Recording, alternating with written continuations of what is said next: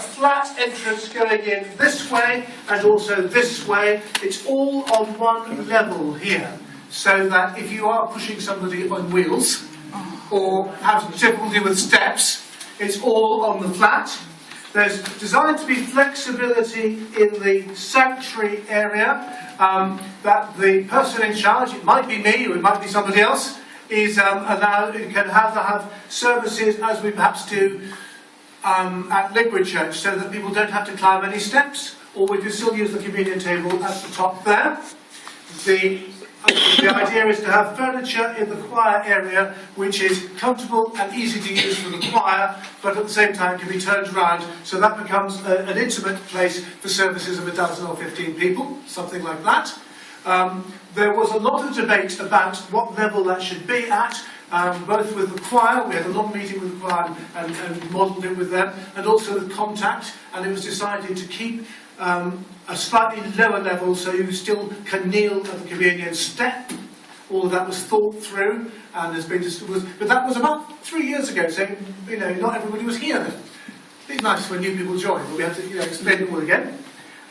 Then you've got what we call the annex. The reason for calling it the annex is, if it's an annex to the existing building, we shouldn't have to pay VAT. Well, you all have my permission to write to the Chancellor and to our MP to express our unhappiness. And they want to put VAT on listed buildings. My letter to Michael Gove went yesterday. Dear Michael, you very kindly said you'd be the patron of our appeal. Thank you. Can you please send me a photograph and some words of support? Second paragraph. However, you will not be surprised to know that I am very upset about the proposal to extend VAT. Could you mention this to your colleagues? I don't suppose for a moment he just listened to it on me. But I suspect all of his colleagues and the government are getting similar. So, it's in writing, isn't it? So the annex itself, if you remember the original design brief, we wanted somewhere which was larger than this, more comfortable than this, and flexible. Because we only have the one room, so you'll see there's a couple of pencil lines drawn. It's quite pricey. But that's because we've got at least 6 doors going into this building.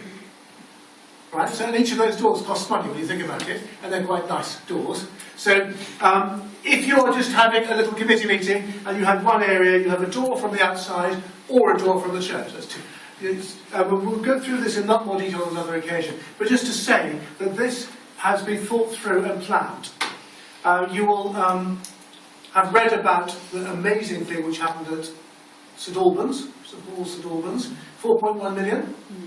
Very expensive project, partly because they started off and then they had to restart their project.